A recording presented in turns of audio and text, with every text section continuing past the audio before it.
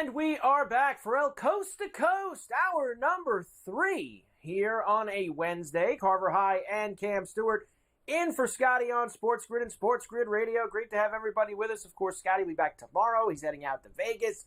He'll be there at the MGM on Thursday and Friday for the Canelo fight, getting you all set for that and the big weekend in football. It is all happening for him out there. But you get me and the Prime Minister here for the final hour of Coast to Coast today. We have a lot to do. We're going to get through all of tonight's baseball games. I got some college football. Keith Stewart from Read the Line will be with us as well as we finish off Golf Wednesdays. Now, here's the deal, Cam. Bowden Francis gets through 8 without a hit. So he only threw 6 pitches in the 8th inning. He's at 108 going to the 9th. And that is, I would be very upset, Cam, if he didn't. He's going to pitch, like you said. Big John's going to send him out. Like that's not. It's not like he's got 125. Like it's not like he's got some ungodly number. He's got 108. If you're going to take him out if he gives up a hit anyway, right, Cam? All you got to do is give up a hit. He's probably going to take him out, especially in a 1-0 game. In a 1-0 game, he's going to take him out if he gives up a hit. Jay's almost just hit a home run, a solo shot. Would have been nice for the 2-0 lead. So it's 1-0. Carver, I'm watching the game right now. He's alone on the bench with the smelling salts. He's going back out there. Oh, yeah. Big John Stud Schneider's like, dude, we're going to go old school tonight. You're going to go in there, hopefully I was just hoping it would be a quick inning to keep him so he can roll right back out there. That's another thing, too. But we will see. The Jays have 1 on, 2 outs in this inning right now. This should be a lot of fun. I know Keith's coming up at 5:12, Carver. We can have, hopefully, some history on the show with the Prime Minister and Carver. History in Toronto. I was going to go to this game today till they asked me, I had tickets, but they asked me to work, and I need the money, and I can't afford it because I know I would have had about 20 beers at $20 a pop plus tip, and I'd be out a lot of money, and I need money for football betting. You would have got that back. You would have got that back playing the Blue Jays and the under together. You're right, if he throws Carver, the no-hitter. Blue Jays and the under would have paid for all the beers out there today. We're having a good time with you, Carver, and the game's still on, so we're doing okay. We're doing all right. All right, we've got our eyes on that. When Francis comes back out for the 9th, we will keep checking in with him to see what's going on. Twins beat the Angels last night. They needed it bad. A's beat the Astros 4-3 in 12. Padres beat the Mariners 7-3. Machado had a fairly big home run. Always big when you become the franchise's all-time leader in long balls, on courtesy of the Padres MLB Network. Machado hits one to right center field. Back goes Rodriguez looking up. Manny Machado stands alone as the Padres' all-time home run leader. Man, oh, Manny, you are number 1 in Padres history. You know, you think about that, Cam. He's That's all-time crazy. Leader in Padres homers, and Tony Gwynn. It's not like the Padres are as old as the Rays or the Diamondbacks. Like they've been around a long time. Like that's who did he pass, by the way? All-time Padre home runs. Who was it that had the lead before him? Padre all-time leaders. Here we go, Cam. See how fast we can do this. This is very quick. Nate Colbert, Adrian Gonzalez, Phil Nevin, Dave Winfield, Tony Gwynn.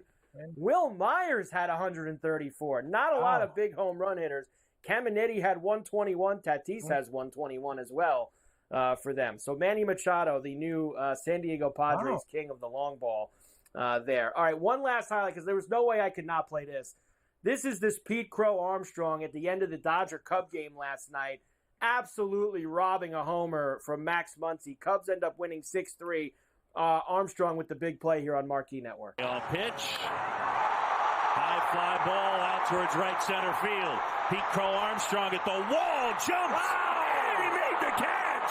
Oh, baby. Pete Crow Armstrong steals a homer from Max Muncy, and that is how this one comes to an end. There you go. Hell of a play. I'm sure you saw it out there in right center field by the kid last night. We'll see how it goes for them tonight, again, in L.A. Let's get to tonight, Cam, because we do have several games to get to. You mentioned the Tigers are red hot. They have the Rockies once again in Detroit. It'll be Casey Mize against Tanner Gordon, Commissioner Gordon for the Rockies here. Minus 190 for Detroit, plus $1.60 for the Rockies, and an 8.5. Detroit, I don't like to take the home team on the run line. They'll be a parlay piece for me. They're a red-hot team. They got to take care of business and go on an absolute heater. It's not over yet. Give me the Tigers. Tigers tonight. I think they're on a heater as well, Cam. That's a very big price for them, though, at minus 190. It is.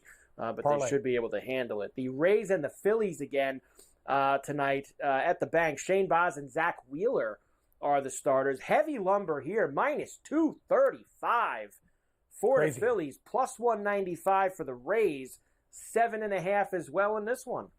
Found a parlay piece to plus money. Phillies with Detroit. That will be added. And that's only 2 bricks, Carver. I got a lot more building my house. So give me another one, and I'm going to add and add and add and add. Add and add and add and minus 1.5 for the Phillies tonight. I agree. Minus 1.5, little run line action on them. The Braves destroyed the Nationals last night in D.C., as we heard before. Tonight, they will send Max Fried out against Jake Irvin.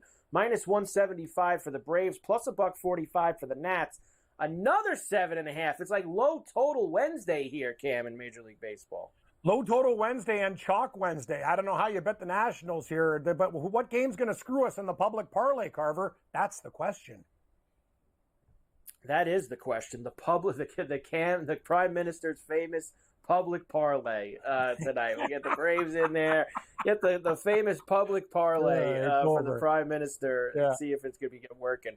The Yankees and the Royals again in the Bronx. Of course, the rubber match of the 3-game set. Cole Reagans and Louis Heel. Love it. Tonight. Minus $1.55 for the Yankees. Plus 130 for the Royals. And a 7.5. You know, I like the under. I like the under as well. Reagans is the kind of guy, Cam, that mows the Yankees down. He's that type of lefty that the Yankees usually don't go very well against. I'll say this to you too. I saw this note today. Judge hasn't homered in 14 games for the Yankees. So Judge, who was steaming towards 60 again, has been sitting on what is it, Cam? He's been sitting on 51. He's been sitting on 51 for 14 games. Mm-hmm. Crazy. So, and you got a lefty on the mound tonight. Maybe Judge tonight. You never know. I'm going to tell you, I like the Royals for value with Reagans tonight and the under. So that's my one pooch. Yeah, I could see that. Just like last night, I could see the Royals going. The Yankees just they don't win a lot of these series against other. Oh no, he gave up a solo shot on an 0-2 count. Oh man. Oh boy. So That's the end of that one, Carver. I was hoping to come back after Keith and we'd have a celebration, but the Prime Minister never gets what he wants. So I guess term. That now did he get any outs, Cam? Or was that Lindor? Lindor was the first one up, or did he get an out? Did he get an out? No, he didn't. He had an 0-2 count and served up a cookie to Lindor, and he hammered it. And now Big John Stud's out. Great performance, though. Almost got it. Well, beautiful. It was great. It's been a great game. Great game. Francisco Lindor ruins the no-hitter for Bowden Francis in the 9th inning in Toronto. All right, let's squeeze one more in, Cam, and then we'll do the rest after I talk to Keith. Orioles and the Red Sox at Fenway. The Dean Kramer and Nick Pivetta. Man, this could be a good night for runs with these two guys going. Minus 135 for the Sox, plus 115 for the O's, and a big fat 9.5. Over. I'm with you. I don't even know which side I'm going to take. I lean Orioles, but I like the over more than anything. With you. Gunnar Henderson, 1 for 2 with a homer off of Nick Pivetta in his career. O'Hearn's hit a homer off of Mullins has hit 2 homers. Devers is 7 for 18 with 2 homers off of Dean Kramer. You could get yourself a big night, Cam, with lots of runs in that game. All right, Ferrall Coast to Coast. We'll finish the rest of the baseball later. We will come back, though, and finish Golf Wednesdays. Keith Stewart, Read the Line, is with us as we head to Napa. The swing season, baby. Let's go. We're back after this.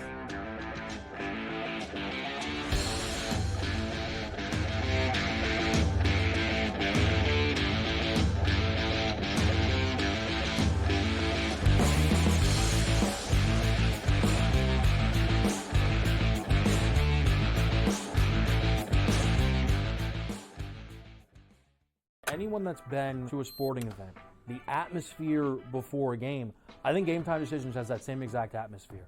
This is our arena. This is what we do. There is going to be an energy to game time decisions that you will feel night in and night out. The excitement you get when you lock your bets in, when you're figuring out what you want to do, we can zone in on the biggest games each night. I want this to be the place that people come to before the games start so they feel as ready as possible to lock in their cards. We are going to hit every single one of those markets that you need to know about. We're going to go through every single thing, and I've got a great team behind me that's going to help me get the job done. There is not going to be a better place, I promise you, than Game Time Decisions to get that new information, react to it, and be able to then bet accordingly. We will have everything at our disposal, and we will use that to our advantage. I'm Kevin Walsh. Tune into Game Time Decisions from 6 to 8 p.m. Eastern on SportsGrid. It's a new era in CFB to start off this year, put on full display. My take on this game is simple. I know some people will be upset about it. Good riddance to the Pac-12. Can you do it in terms of the week to week to week?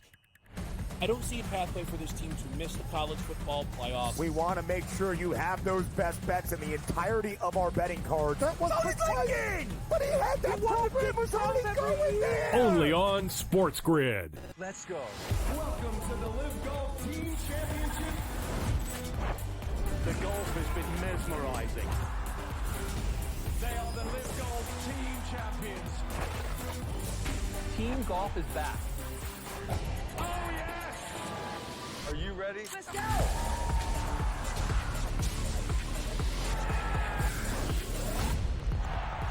That's what champions do.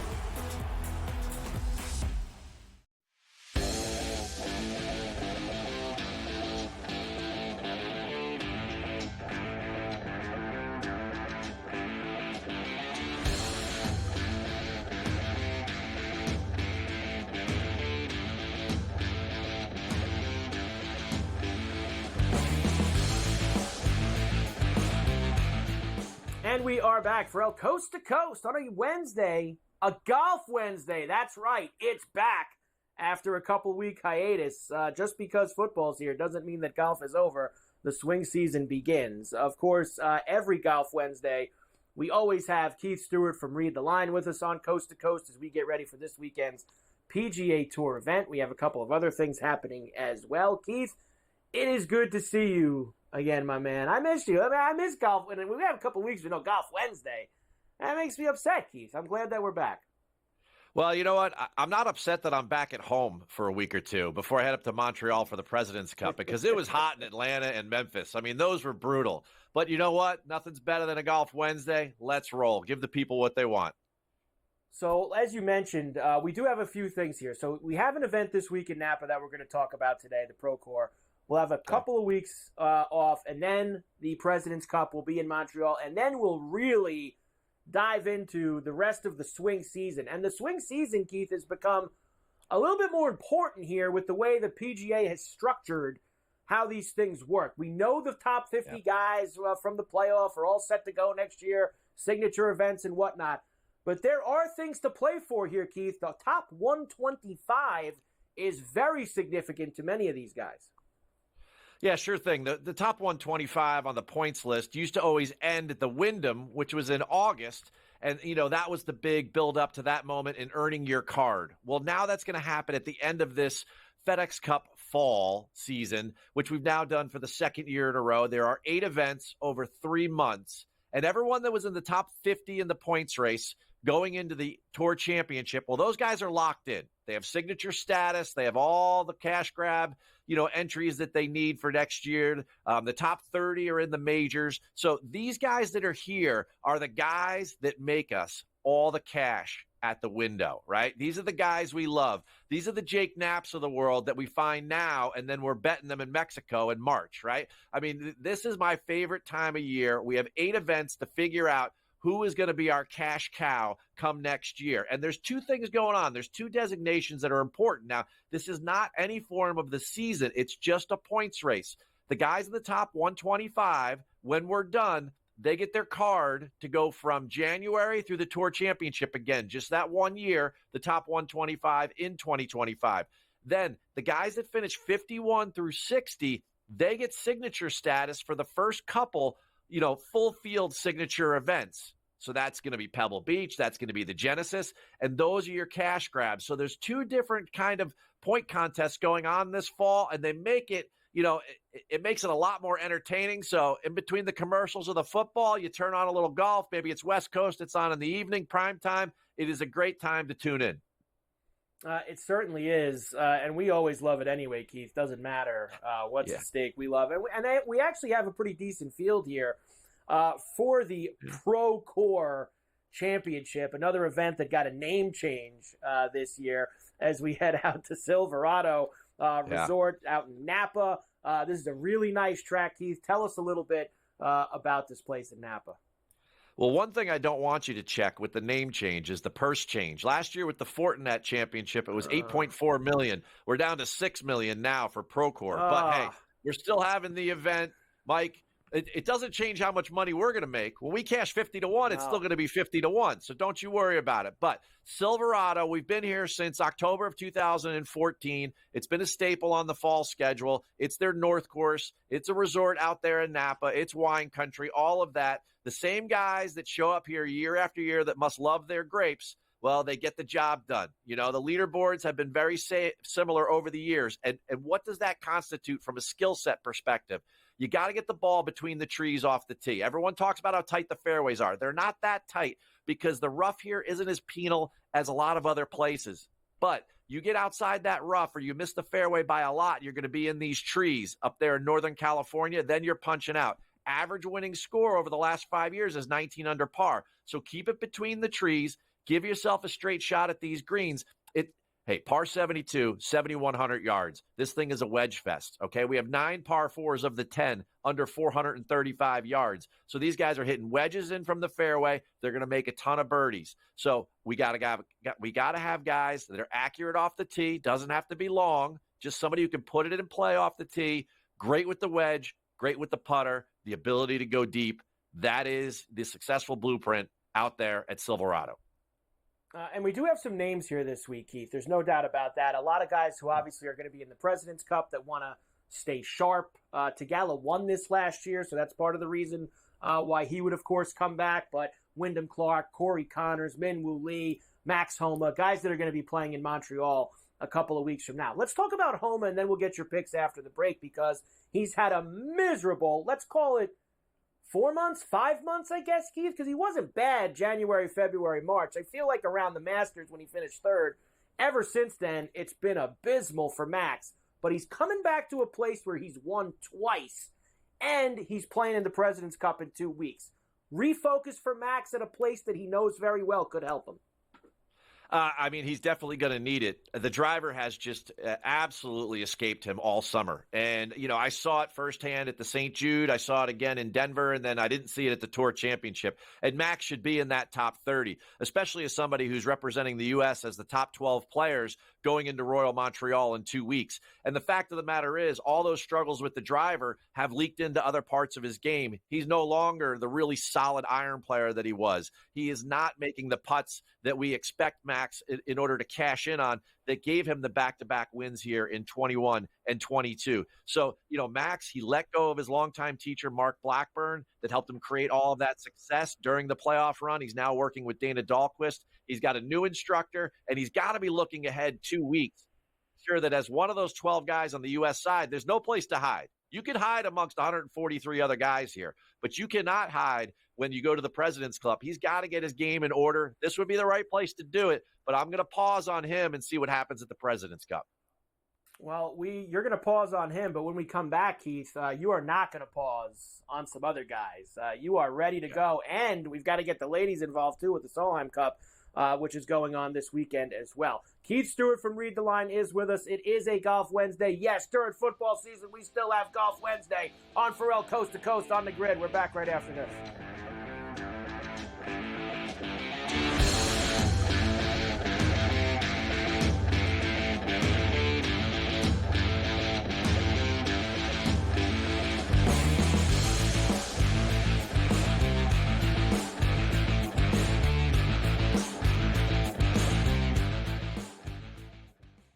Anyone that's been to a sporting event, the atmosphere before a game, I think Game Time Decisions has that same exact atmosphere. This is our arena. This is what we do. There is going to be an energy to Game Time Decisions that you will feel night in and night out. The excitement you get when you lock your bets in, when you're figuring out what you want to do, we can zone in on the biggest games each night. I want this to be the place that people come to before the games start so they feel as ready as possible to lock in their cards. We are going to hit every single one of those markets that you need to know about. We're going to go through every single thing, and I've got a great team behind me that's going to help me get the job done. There is not going to be a better place, I promise you, than Game Time Decisions to get that new information, react to it, and be able to then bet accordingly. We will have everything at our disposal, and we will use that to our advantage. I'm Kevin Walsh. Tune into Game Time Decisions from 6 to 8 p.m. Eastern on SportsGrid. It's a new era in CFB to start off this year, put on full display. My take on this game is simple. I know some people will be upset about it. Good riddance to the Pac-12. Can you do it in terms of a week to week to week? I don't see a pathway for this team to miss the college football playoffs. We want to make sure you have those best bets in the entirety of our betting cards. That was thinking! But he had that program was already going there! Only on SportsGrid. Let's go. Welcome to the Live Golf Team Championship. The golf has been mesmerizing. They are the Live Golf Team Champions. Team golf is back. Oh, yes! Are you ready? Let's go!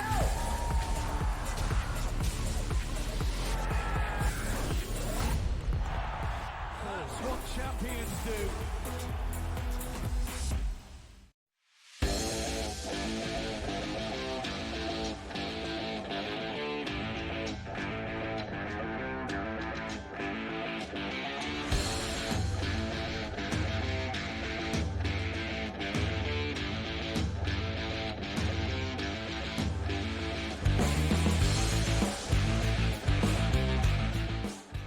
And we are back for El Coast to Coast on a Wednesday, a golf Wednesday on C2C. Carver High in for Scotty. Keith Stewart from Read the Line is with us. All right, Keith, let's do it. Give me the outrights here out in Napa. Let's start the swing season in a big way.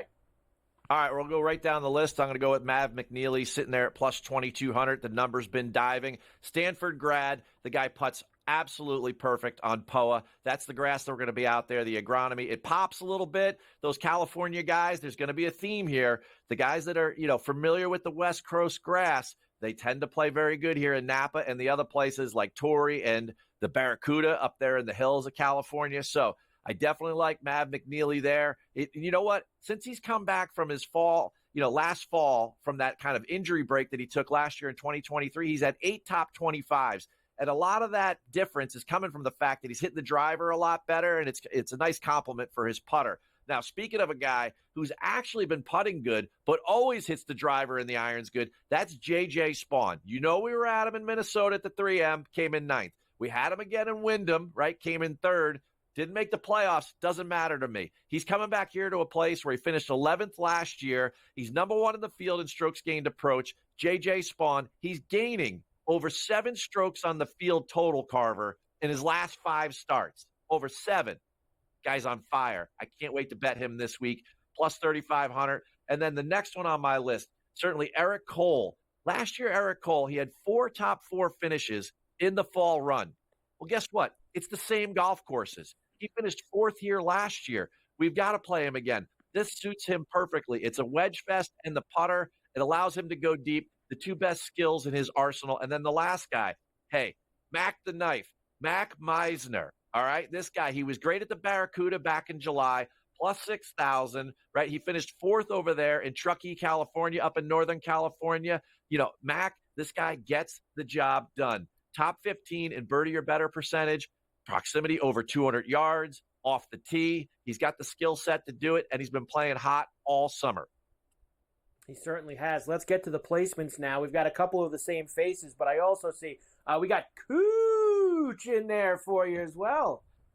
All right, at the top of the list, top 10 there, J.J. Spawn. He's a Los Angeles native, and you're going to see this throughout my card. The guys that grew up out there, out west, that are used to putting on POA, are great there all of the time. He's got a top 10 at Farmers. You know, he's finished 16th once in his career at Pebble. I mean, all those places out there, Barracuda too, he's got another top 10. I love him to finish top 10, if not win this thing this week. Top 20s, Mac Meisner, mentioned him already. And you just talked about him, the human ATM, Matt Kuchar, right? He was great at the 3M. He was good, of course, at Wyndham in an extra day. Now he's coming over to a place where 2 years ago he finished 12th. Last year he finished 7th. This place is the perfect fit for him. He's an unbelievable wedge player, and when he's putting good like he is right now, Kuchar is definitely someone who's going to contend this weekend. Top 40s, I'm going up to Canada. Ben Silverman, plus 110. Maybe I'm inspired by going to Montreal in a couple weeks. I don't know. But this guy, he's the second best putter in the field there out in Napa. And then the other guy, Henrik Norlander. Okay, I know you're going, Keith, where do you come up with these guys for top 40?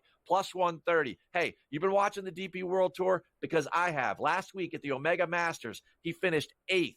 Okay, he was good at the Barracuda. Henrik Norlander is a really good ball striker. Hey, back at the Farmers in 2021, he finished runner-up. The guy can putt POA. That's my placement card. Head-to-heads now, Keith. Of course, we don't have Jordan Spieth anymore to pick on in head-to-heads. He's hopefully recovering nicely, getting his wrist surgery. But we have somebody new to pick on in head-to-heads. Yeah, we've got two guys in particular. I'll start with the easy one first. I'm going to go with Max Homa. The poor guy, over his last 5 starts, he's losing over 5 strokes to the field. You know, we talked about J.J. Spawn gaining 7 strokes. He's 12 to the better, right, over a guy like Homa. Homa against McNeely. McNeely up there, the Stanford Cardinal. He's definitely somebody I love in that matchup. And the second one, Kuchar, he's an ATM over Doug Gim. Doug Gim has lost strokes with the putter in 11 of his last 12 starts. He averages losing 2 strokes a tournament with the flat stick. Quickly, Keith, you mentioned it, the ladies, the Solheim Cup this weekend. What do we got? So the ladies' version of the Ryder Cup, it's America versus the U.S. I'm taking the U.S. side. Statistically, they're better in every category, and they're at home. Minus 140. I grabbed it earlier in the week. Grab it whatever you can and root for the ladies. They start on Friday. Here's a fun prop for you. Lauren Coughlin, right? She's got 2 wins in the last 7 weeks. We picked one of them at Read the Line, right? She's from Virginia. I talked to the director of golf there. She's had more practice rounds than anybody on property. Most points U.S. plus 700, 7-1. Nail it. Let's go to the window. Keith Stewart, Read the Line. Golf Wednesdays are back, baby. Coast to coast right after this.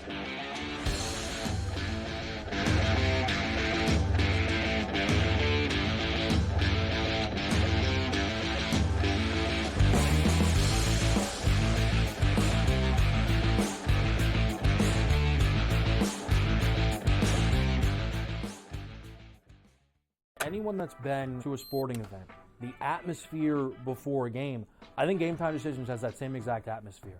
This is our arena. This is what we do. There is going to be an energy to Game Time Decisions that you will feel night in and night out. The excitement you get when you lock your bets in, when you're figuring out what you want to do, we can zone in on the biggest games each night. I want this to be the place that people come to before the games start so they feel as ready as possible to lock in their cards. We are going to hit every single one of those markets that you need to know about. We're going to go through every single thing, and I've got a great team behind me that's going to help me get the job done. There is not going to be a better place, I promise you, than Game Time Decisions to get that new information, react to it, and be able to then bet accordingly. We will have everything at our disposal, and we will use that to our advantage. I'm Kevin Walsh. Tune into Game Time Decisions from 6 to 8 p.m. Eastern on SportsGrid. It's a new era in CFB to start off this year, put on full display. My take on this game is simple. I know some people will be upset about it. Good riddance to the Pac-12. Can you do it in terms of the week to week to week? I don't see a pathway for this team to miss the college football playoffs. We want to make sure you have those best bets in the entirety of our betting cards. That was thinking! But he had that program was already going there! Only on SportsGrid. Let's go. Welcome to the Live Golf Team Championship. The golf has been mesmerizing. They are the Live Golf Team Champions. Team golf is back. Oh, yes! Are you ready? Let's go!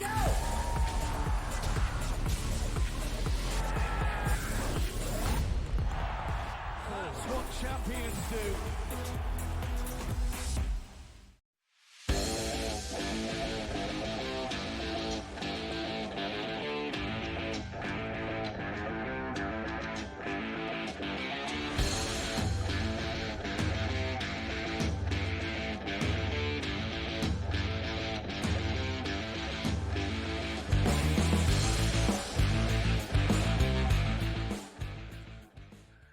And we're back. Ferrall Coast to Coast here on a Wednesday. Carver High and Cam Stewart in for Scotty on SportsGrid and SportsGrid Radio. While I was talking to Keith Stewart, it just things unraveled a little bit up in Toronto in the J-Met game. I think you told me it's now 6-1, Cam, after a three-run homer by Francisco Alvarez. 1-0. Had the under 7.5, looking good. Even plus 1.5 under. But the Jays bet's done. That's done. Any more runs done? So literally, Carver going 3-0, 4-0 to could lose every bet if there's another run in this game. I am gonna lose. I'll tell you this though, Cam. I'll say at least now I'm glad you didn't go to the game because I told you before if you went to the game you would have been able to pay for all the beer with the under and the Jays winning. Now, if you would have went to the game, you would have paid for all the beer and lost potentially both the bets. So that would have been just. I'm gonna call Sussman. I might have to pick up another shift the way things are going. Another walk here. Here we go. All right, let's finish We'll finish the baseball now. The Angels are still in Minnesota against the Twins. Jack Kokanowitz tonight against Zebby Matthews. Minus 210 for Minnesota. Plus 175 for the Angels and an 8.5. Carver, do we add it to the public parlay? I don't trust Minnesota. You gonna trust Zebby Matthews tonight, Cam? No. I don't know. You can trust Zebby. Do you see runs? Yes, that I do see. They played 10-5 game last night. I could see that again. I could see runs in that game, but I couldn't go on a side. The Reds are in St. Louis against the Cardinals. Brandon Williamson and Lance Lynn back off the IL tonight. Minus 150 for the Cardinals, plus 125 for the Reds, and an 8.5. This is another one, Cam. Up, and away for the Reds and the Redbirds. Mets just hit one to the track and almost went over his head. Okay, so give me Cincinnati as a dog in this game, Carver. The Lance Lynn fade. I'll take him at plus 120. I'm in. Let's go. Okay, the Lance Lynn fade. What do you think? There. The A's are in Houston against the Astros again. It'll be Joey Estes and Hunter Brown tonight. More lumber here. Minus 235 for the Stros, plus 195 for the A's, and a 7.5. I almost want to take the A's as my super pooch of the night. I love Oakland. They've been really good to me this year, but I don't know. After today's events in the last 20 minutes, pass. Super pooch of the night. Cam looking for the super pooch in this one. We love it. Padres are in Seattle against the Mariners. Michael King and Brian Wu tonight. Actually a pick'em, Cam. Minus 110 on both sides. And how about a 6.5 I'm seeing for this game? I don't know. I kind of lean Padres. The Mariners are just the train wreck. I lean Padres. And you know what? I hate to say it, Carver. I lean under, but things can happen late in games, but I don't think there's going to be 7 runs with those two pitching. I don't think so either, Cam. Not with those. Those two guys have been really good so far. Brewers and the Giants in San Francisco. Colin Rea and Blake Snell tonight. Minus 145 for the Giants, plus 120 for the Brew Crew, and another 7.5. I'm sick of these 7.5s. Snell's been playing. Isn't he coming off like a no-no? I'm going to take the Giants. I think I got it at 20 cents, and it's 25 cents now. I like the Giants tonight, Carver.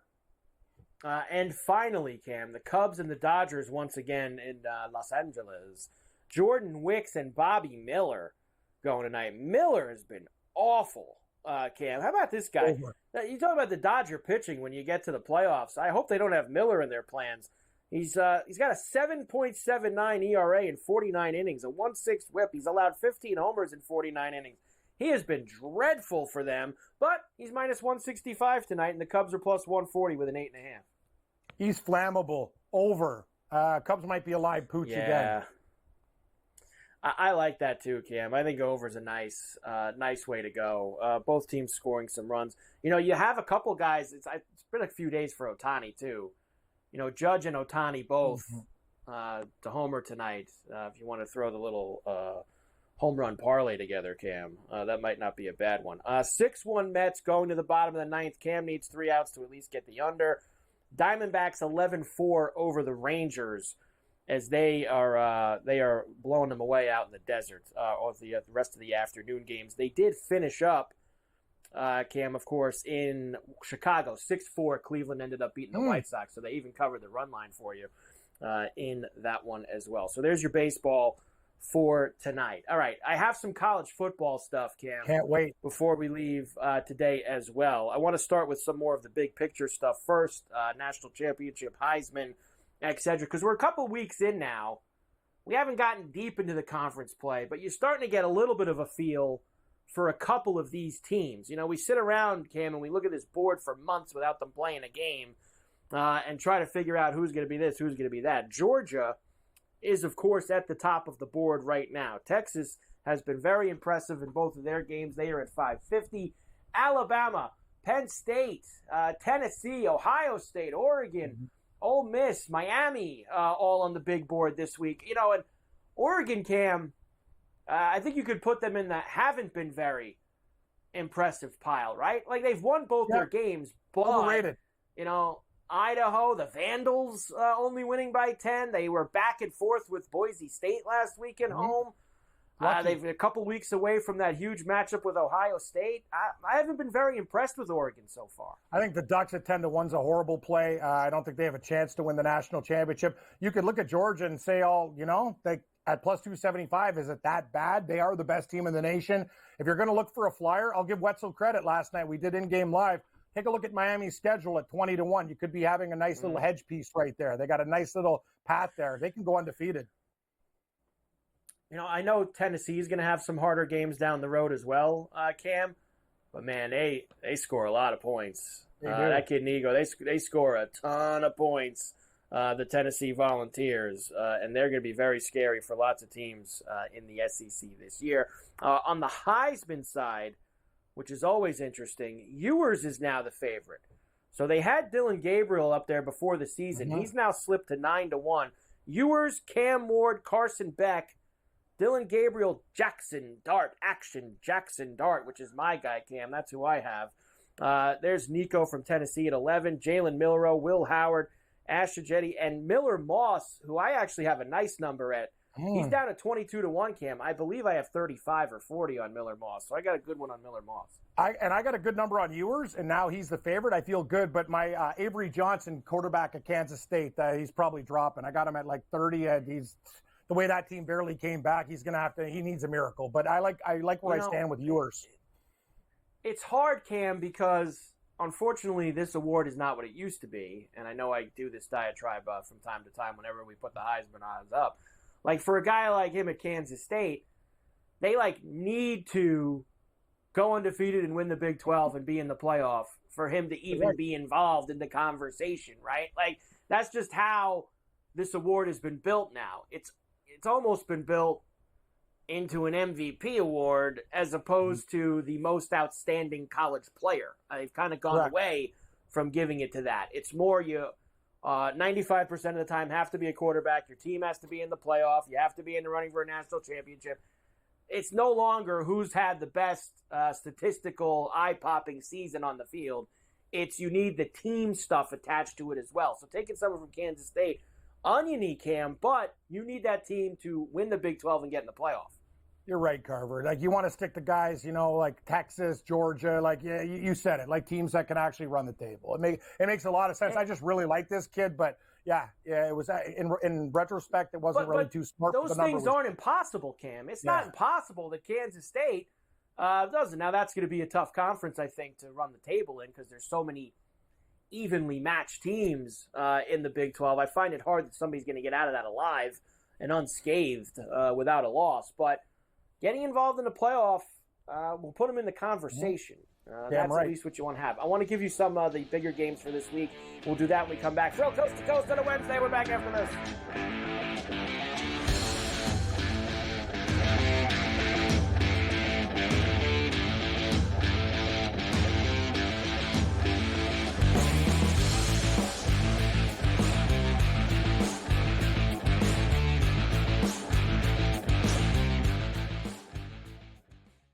Anyone that's been to a sporting event, the atmosphere before a game, I think Game Time Decisions has that same exact atmosphere. This is our arena.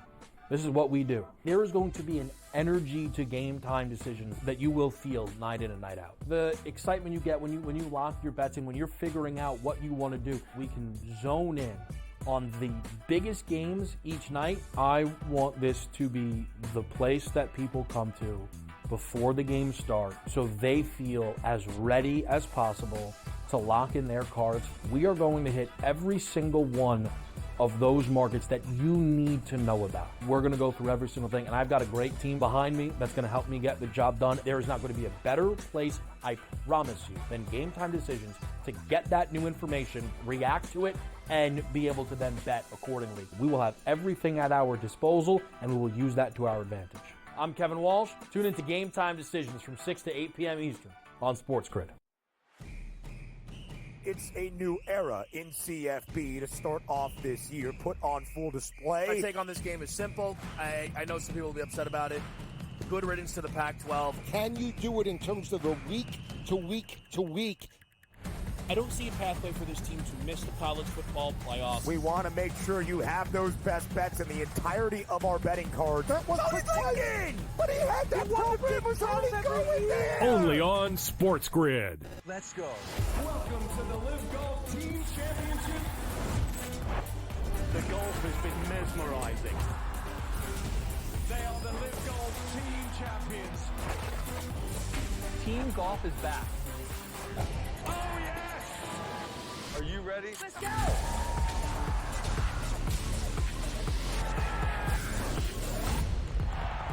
That's what champions do.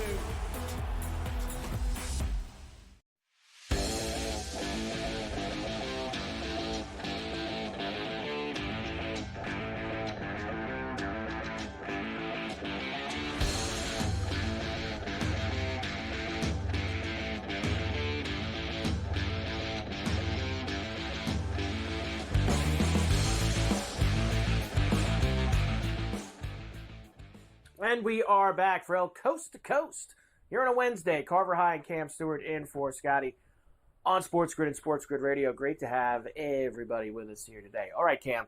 I do have a bunch. First of all, 6-2 now, unfortunately. The Jays scored. What happened, Carver? Like, I have a 7.5, 1-0 in the night. What's happening here? Like, now, I gotta tell you, the Prime Minister is getting torched. People love, people throw the term bad beats around a lot, right, Cam? You hear everybody say, bad beat, what a bad beat, what a bad beat. That was such a bad beat. 1-0 in the ninth of a Major League Baseball game with a 7.5 total, not going under. That's in the pile of bad beat. That's a bad beat. And the way it happened, too. You know what I mean? And they got 2 outs. Throwing a no-hitter. He's throwing a no-hitter. I got a no-hitter in the ninth with a 1-0 game. He throws a cookie to Lindor, and then the floodgates went. I got to tell you, Carver, this is sports gambling in a nutshell. There's no locks. There's no anything. Like, this is just madness right now. Wow. That is madness and very cruel. Cam. It was very cruel what you have there. We'll get it all right, I want to get your thoughts on some of these games because obviously I'm only going to see you here this week, and I want to know who you like as you do college on Saturday afternoons with the mayor of Miami, especially the early window for in-game live. So let me give you some of these early games first. Alabama going to Wisconsin this week with a noon East kickoff to start off Saturday, which is now crept all the way up, Cam. I got 16.5. For Alabama on the road at Camp Randall. LSU is visiting South Carolina. They are laying 7 on the road. We have as well this week Mizzou and BC, which is an interesting game. BC's played well the first couple weeks. They are getting some heavy lumber in Columbia. Oregon and Oregon State, the Beavers and the Ducks splashing around in Corvallis. Of course, Cam, we're used to this game being the last game of the season for these two teams. But now that Oregon's in the Big Ten, Oregon State, I guess they still put that Pac-12 logo on the field, even though it's not the Pac-12. They're now going to play this game in September. And Notre Dame, off of their gutless effort at home against Northern Illinois, goes to Purdue to see the Boilermakers, which has now gotten to 9.5, 10, depending on where you're at, Cam. How about some of these early games I just gave you? Okay, well, looking at these games, we've been talking about totals. Notre Dame, Purdue, it looks low, but I can see defense there. So under, I like the over in the Oregon State game in the former Civil War game. I think we can get over 49.5. Maybe too many points at Camp Randall. I don't really love the Badgers, but asking Alabama to win by 17 on the road is a lot, Carver. They had a little bit of problems with South Florida. I don't know what it is about South Florida and Alabama, but they play them pretty tough. And other than that, that's what I like on that board. The other stuff, not so much. Maybe Boston College looks like an intriguing dog, but I'm going to pass. Boston College is very interesting. That's a lot of points. You saw BC, of course, go into Tallahassee and beat Florida State.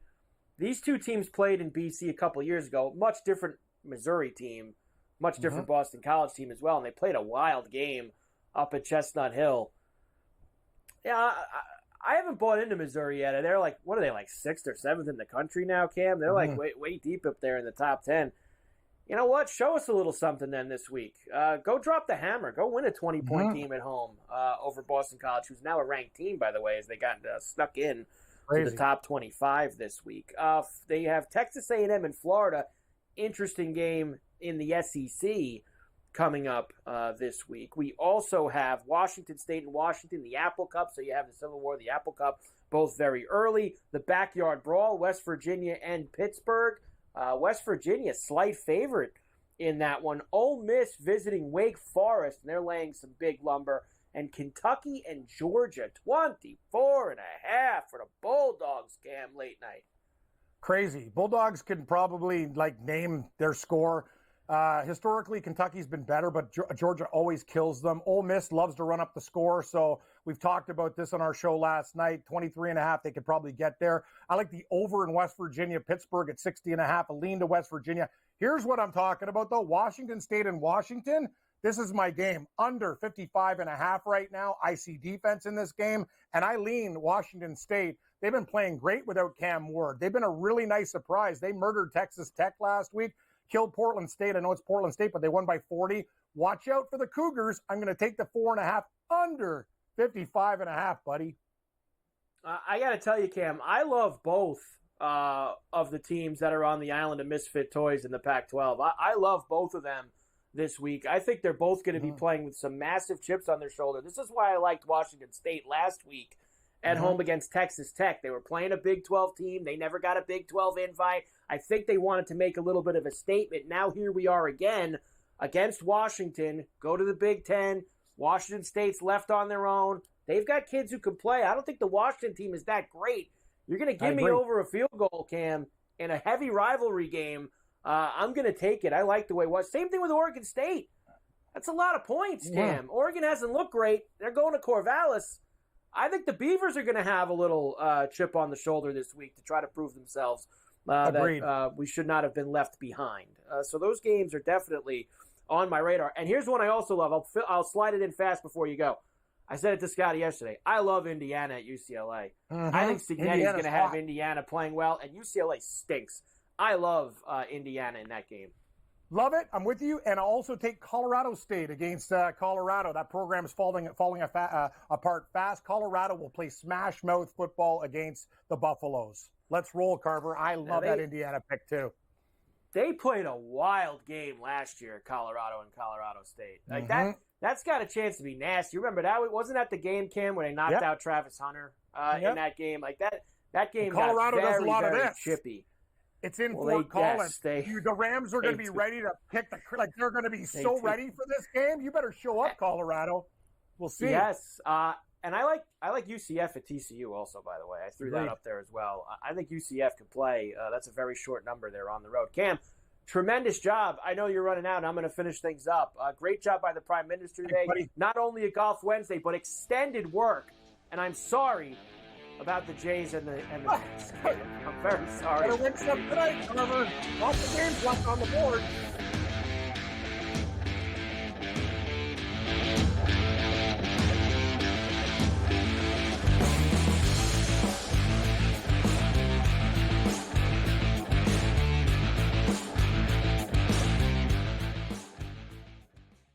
Anyone that's been to a sporting event, the atmosphere before a game, I think Game Time Decisions has that same exact atmosphere. This is our arena. This is what we do. There is going to be an energy to Game Time Decisions that you will feel night in and night out. The excitement you get when you lock your bets in, when you're figuring out what you want to do, we can zone in on the biggest games each night, I want this to be the place that people come to before the games start so they feel as ready as possible to lock in their cards. We are going to hit every single one of those markets that you need to know about. We're going to go through every single thing, and I've got a great team behind me that's going to help me get the job done. There is not going to be a better place, I promise you, than Game Time Decisions to get that new information, react to it, and be able to then bet accordingly. We will have everything at our disposal, and we will use that to our advantage. I'm Kevin Walsh. Tune into Game Time Decisions from 6 to 8 p.m. Eastern on SportsGrid. It's a new era in CFB to start off this year, put on full display. My take on this game is simple. I know some people will be upset about it. Good riddance to the Pac-12. Can you do it in terms of the week to week to week? I don't see a pathway for this team to miss the college football playoffs. We want to make sure you have those best bets in the entirety of our betting cards. That was thinking! But he had that program was already going there! Only on SportsGrid. Let's go. Welcome to the Live Golf Team Championship. The golf has been mesmerizing. They are the Live Golf Team Champions. Team golf is back. Oh, yes! Are you ready? Let's go!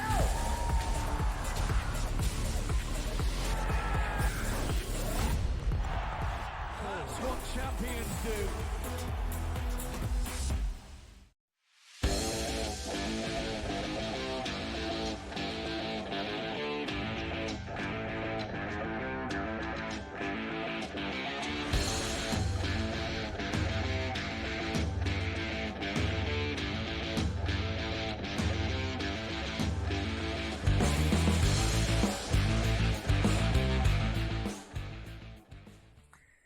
And we are back for El Coast to Coast here on a Wednesday. Carver High in for Scotty on SportsGrid and SportsGrid Radio. Great to have you all with us here. Scotty, of course, will be back tomorrow from Vegas. He is heading out to Vegas today. He'll be there Thursday and Friday for the Canelo fight as he's going to beat up this tomato can at the T-Mobile on Saturday night. So Scotty will be there, of course, with all the trimmings the next few days. Here on Coast to Coast, getting you ready for that. You're going to want to stay connected. Get on the SportsGrid app. Make sure you have that. We always like to remind you, get the SportsGrid app. You get it at the iOS and the Play Store right now. Follow your favorite host. You can watch SportsGrid on there. You can listen to SportsGrid Radio. Live updates, odds, everything that you could possibly need is available on the app whenever you need it. iOS and the Play Store, the new SportsGrid app. Okay, a few things before we get out of here for tonight. And, of course, Carver and Lisi tonight, SportsGrid Radio. You can listen there on the app at 8 p.m. East as me and Joe will be together getting ready for all of this week's games. Very excited. Lots of stuff. A lot of stuff on the NFL happens on Wednesdays, especially during the show. Everybody's talking. Of course, it is the day you start moving towards your next game. Aaron Rodgers, we have to stay relaxed. Aaron needs to stay relaxed. He's got to understand he's not in Green Bay. This is New York. Nobody stays relaxed in New York. When you get smashed in your first game of the year, nobody's going to be relaxed about that. I know the relaxed thing worked for him in Green Bay. I don't think it works in New York. You know, especially when you didn't play last year. You didn't play last year. You shouldn't tell people to relax. Especially Jet fans who have been waiting, most of them their entire lives, to actually see the team win again. So the relaxed thing is no good from Rodgers. I'll have to find that clip for tomorrow, and we'll have to mess around with that. Lamar Jackson was a full participant in practice today. He is not on the Ravens injury report. He is going to be fine, good to go against the Raiders on Sunday. That will be a smash job there. Bears have a few receivers not practicing. Odunze, of course, who we talked about the other day, getting MRIs. Keenan Allen didn't practice either, although Keenan Allen feels like for the last few years, even in Los Angeles, he never practices, but he does show up and play, which is really all that matters. Another Charger note, again, like I mentioned earlier, travel guru. I always love these things, these little intricacies and the ins and outs of travel for everyone. The Chargers, who are playing in Charlotte against the Panthers this Sunday, they will stay there the entire week before then they are in Pittsburgh in week number 3. Of course, Scotty's talked about that. He's going to that game. So the Chargers will stay on the East Coast for the entire week as they go from Carolina to Pittsburgh, and then they'll go back home to Los Angeles after that. Jameson Williams had a huge game for the Lions on Sunday night, really his biggest game of his NFL career. Now on the injury report, ankle injury, limited for Jamison Williams. Not a good scene there. Njoku's not going to play for Cleveland on Sunday in Jacksonville. McCaffrey was limited. I know that all the insiders are running around saying that McCaffrey is not going to play for the 49ers this week, so I hope everybody went and spent their entire fantasy football free agent budgets on Jordan Mason for this week, unless they're going to punish him for telling everyone that he was told he was starting on Friday. And they'll probably just take some other running back off the scrap heap, and he'll have 140 yards against the Vikings this week here. Few other things. Jordan Love out of practice. Of course he's out of practice. He's out 4 to 6 weeks. Why don't you guys just get serious here? Devon Achane officially listed as questionable for Thursday night. Mostert out for the Dolphins. He will not be there. Rams officially put Puka Nacua on the IR as well. So there's your roundup. Higgins didn't practice for the Bengals, which we did have earlier, and we mentioned. So a lot to do there with that. We have a very big night. Lots of baseball tonight. Yankees with the Royals in the Bronx. You have the Orioles in Fenway as they keep going back and forth, back and forth. I was just tweeted about this. I realized I forgot to put the homers in today. I am going with Gunnar Henderson tonight. I am going with Brent Rooker tonight. And I am going to look at the numbers for the Cub guys against Miller late night in the Dodger game. It's getting crazy now. We got a lot going on, so we didn't get all the homer activity that we have been getting. It'll probably be a good thing for us. It's been a little icy, so forgetting to get the home run board today maybe will spark us, and we'll see Gunnar Henderson, Brent Rooker, and it's probably going to be Bellinger. I'll tell you that. They've been putting some good numbers on Bellinger, and he homered the other night there at Dodger Stadium, so we'll try him or Ian Happ in the late night hours. Great job by Cam Stewart today. Great job by Keith Stewart, of course. Good to have Golf Wednesdays back for a week. Good job by Gabe Morency. Great job by Luke, Frank the Tank, and the entire crew. Game Time Decisions is next. Ferrall, coast to coast. Have a good night. Cash the tickets. See you tomorrow on the grid.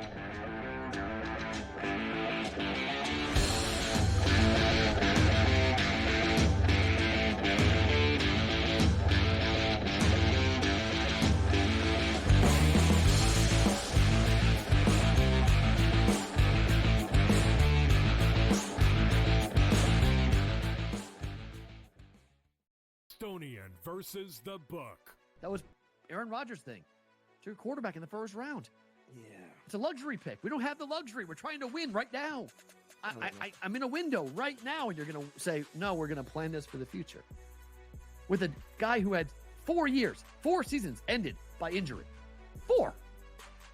Like, Michael Penix is a walking injury. Like, what are you doing taking him in the top 10? The Bostonian versus the book. And now you have to qualify, and these majors, you got to go do it, man. Like, and it just comes off really petty to sit up there and be like, I'm not. You know what you signed up for, so I don't like the pettiness, and I 100% think Taylor Gooch should be in the major championships. Mm-hmm. So in the same note, I'm saying this, but also it's like, hey, this is the world in which we live in right now, and you don't deserve anything. Only on SportsGrid. It's smarter to be on SportsGrid. Your 24/7 sports wagering network. The early line. Magical and historic season in Lincoln, Nebraska continues. He is the best player in the NBA, but also in the biggest moments where the national media is watching. Newswire. Something that we have never seen happen before with one of the iconic coaches in the game. Ferrall, coast to coast. The team covers. It's automatic. It's every time. Not sometimes. It's every time. Game time decisions. Luka is actually far more dangerous from 3 on the road this year than at home. This game here tonight, you may want to consider taking as many points as humanly possible. In-game live, prime time. We got not 1, but 2 coaches fired systems in place. Sports Rage This late sort night. of has letdown written all over it. It's going to be hard to match the emotion that they played with the other night. It's smarter to be on sport.